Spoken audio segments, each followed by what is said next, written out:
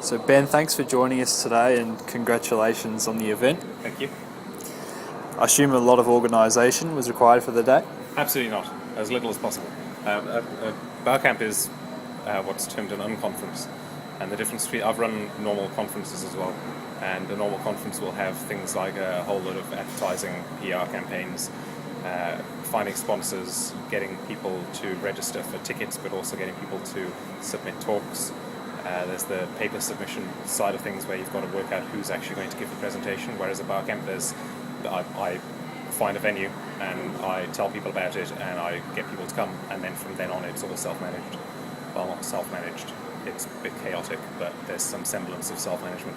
So it's actually a very, of the types of events that I run like this, it's one of the easier ones, I think. And all of the volunteers, all of the organisers, such as yourself, are volunteers. Yep. Can you tell us about the role and involvement of the team? The team is, there's a core team. Originally, the first two BarCamps I ran by myself, but once I got a bit of traction, I got involvement from other people. On the core team are Donna Benjamin, Kathy Reed, who is here today. There's a guy called Peter Leaverdink as well, who's helped quite a lot. Linux Australia have been a supporting organisation around the BarCamps, as has the Open Source Developers Conference Club. And then there have been a number of other people who have come and gone over the years as well. For this particular BarCamp, Kathy Reed and I were probably the most prominent. Donna has helped out with a lot of the PR and the graphic design. And essentially the roles are nondescript and self-assigned. So the primary remit of any organizer is, once the venue is found, is to make sure that people know about it. The hardest part is getting people to come along, and the publicity side of things is what is pushed at mostly.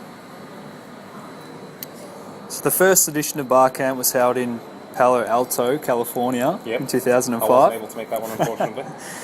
You're credited with the adaptation of that event. What was your motivation for bringing BarCamp to Melbourne?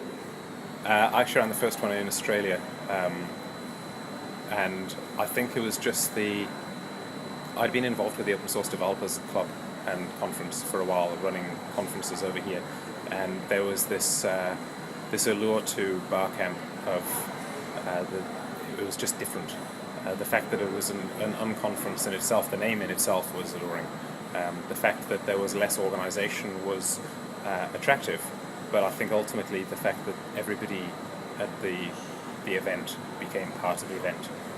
Often a traditional conference, you have maybe 10-15% of the people are actively involved in disseminating information or running the event or in some way part of the knowledge sharing, and the rest are often just sitting back and not necessarily a waste of space as such. I mean, obviously you need delegates to come along and learn, because they're the ones who pay the tickets, and they're the people who you can teach to, and you need both sides, but largely it's a very passive activity for them, whereas a BarCamp, or any unconference in fact, is very active from everybody who's involved.